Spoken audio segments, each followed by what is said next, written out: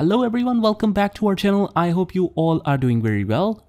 In this quick tutorial, we are going to see that if you want to search for a word in Google Docs, how we can use the search function here on Google Docs. So let's get started. So first of all, what you can do is just press Ctrl and F key on your keyboard and find whatever you like. For example, part or a particular word, let's say technology.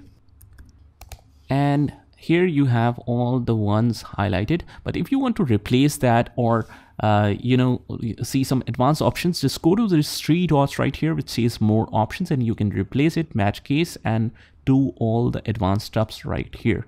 So if you want to use the regular expressions, whatever you line, new tab, or you want to find some extra spaces, you can use that. And for that, you can join the detailed course that I will link in the description of this video, so you can check that out as well. And this is a pretty straightforward process. I hope this video helps you. And if it did, hit the like button, subscribe to our channel, and turn on the notification bell so that you can get notified of all the future videos. This is Saad signing off from today's video. Take care.